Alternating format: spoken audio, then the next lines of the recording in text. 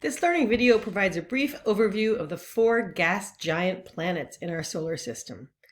Remember that this is really just sort of a tour through the solar system. I don't expect you to remember little details like the gas composition of a certain planet or its rotation rate or anything like that. But some of these things that I'm showing are highlights of the various planets. So we're starting with Jupiter, the largest of the planets. And not only is Jupiter big, but it is so big that you could take all of the planets, satellites, and asteroids and put them inside of Jupiter, and Jupiter would still be 2.5 times more massive than all of that combined. That's crazy. Another fascinating fact is that if Jupiter were about 10 times more massive, it would have begun nuclear fusion and became a star. When we talk about stars, we'll talk about binary solar systems where there are 2 stars. We could have had one if Jupiter was bigger. Jupiter spins incredibly quickly. In less than 10 hours, the entire planet rotates once. And that explains its appearance. It has a banded appearance with multicolored clouds, and those are believed to have been generated by this enormous wind system, generally accepted to be the result of Jupiter's incredibly fast spin. Jupiter is also famous for its Great Red Spot, which is a big counterclockwise rotating storm. When we move on to meteorology, we'll learn about cyclonic storms here on Earth. So here's a picture of Jupiter, and over here we have an example of those clouds that are sort of streamlined because of the rotation. Scientists believe that the brighter regions are areas where clouds are rising, and darker areas are clouds that are sinking. Here's an artist's rendition of the Earth placed next to Jupiter as if they were side by side.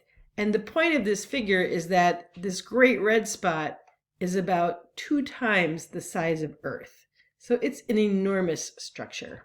However, it's shrinking.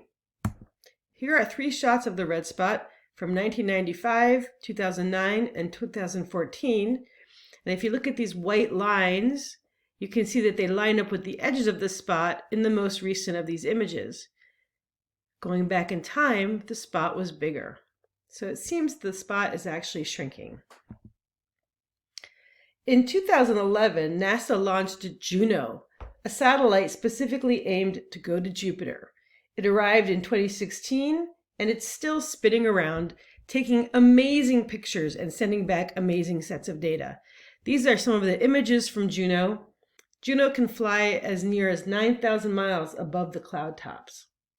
This is not a real photo. This is an artist's depiction of what it might look like at the surface, because lightning's been discovered at Jupiter's surface, and Juno has been able to get an even closer look at some of that lightning. I know that this website down here is long, but if you happen to go to it, you can take a 1-minute virtual tour into these lightning-ridden storm clouds. Scientists believe that there's ammonia-rich hailstones going on in these thunderclouds. Of course, Jupiter is mostly consisting of gas and ice, and hydrogen and helium are the primary gases. There's also a little bit of water, ammonia, methane, and then, as I've described before, some sort of ocean, if you will, of liquid hydrogen and possibly liquid helium. Now, this wouldn't be an ocean of water, H2O. This would be just H2 or He, which is helium. Jupiter has a lot of moons. We keep discovering more and more.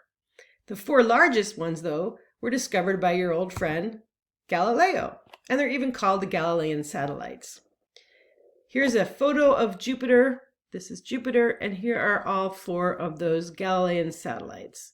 Of course, they are in a plane, because they orbit the planet in a plane, just like the planets orbit the sun in a plane. This is a neat photo because it shows you the relative sizes of everything. So here's our moon, and these are the 4 Galilean satellites. Now, Ganymede is the largest moon in our solar system that we know of. 2 incredibly interesting. Now, people are always talking about going out into the solar system and colonizing some other place. Well, we can't land on Jupiter because it's a big ball of gas. There's nothing to land on. And if we got in below the clouds to the surface, we would be crushed by the enormous amount of pressure. But Jupiter's moons are a little more interesting.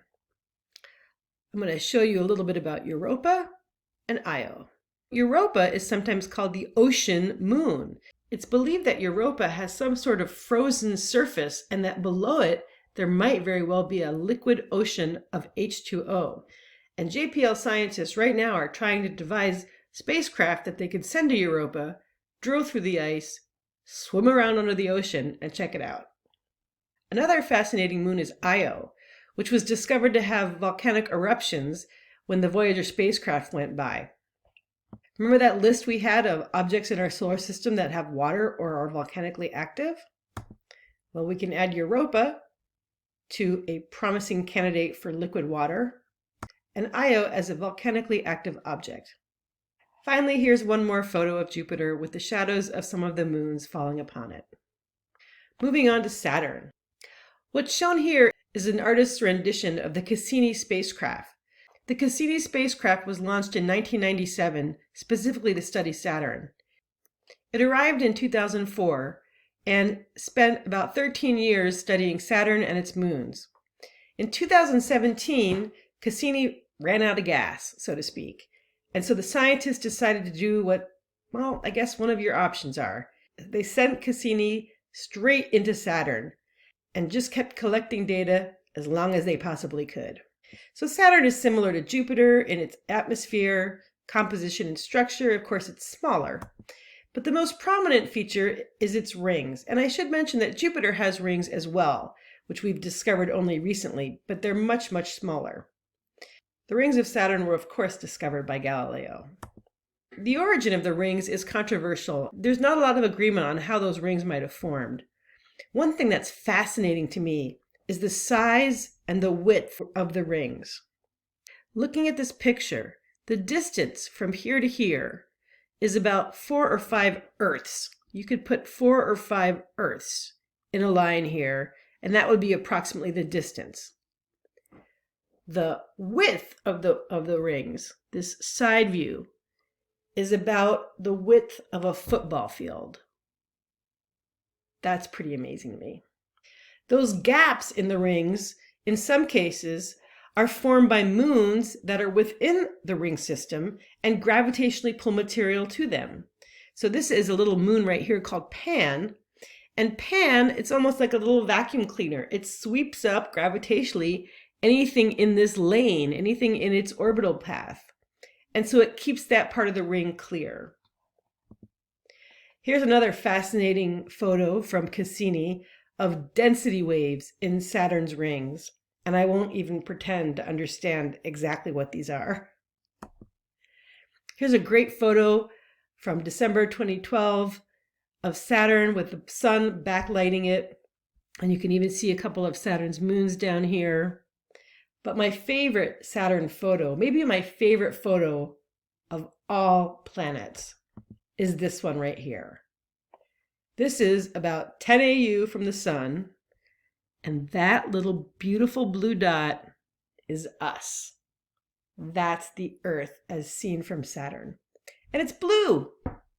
I just think that's really cool. Other features, it also has big cyclonic storms. It has a lot of moons, and one of those moons, Enceladus, is volcanically active, and it was only discovered in 2005. Here are some images of Enceladus.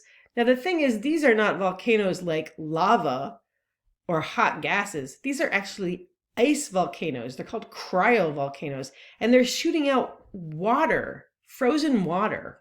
So we're going to put that under the active volcano category, but cryovolcanism is water. Another moon of Saturn's called Titan is the largest moon around Saturn and the second largest after Ganymede. It has a substantial atmosphere. Cassini actually brought a probe called the Huygens probe that landed on Titan in 2005. This is a picture of Titan and Saturn, and look how skinny those rings are. Uranus and Neptune, nearly twins, very similar in size, but Uranus tends to rotate on its side compared to the rest of the solar system. So what does that mean? Well, here is a picture of Uranus at various times. Then there's the Earth going around the sun. So In 1965, from Earth, we would look at Uranus, and the rings would have been going like this from our perspective. As time goes on, in 1986, our perspective showed the rings going all the way around Uranus. In 2007, by the time we were here, remember, we're going around a bunch of times. Uranus is much slower. When we got to this position, once again, they were going like this. And here are some images on the right-hand side showing how those rings looked with the Hubble telescope in various years.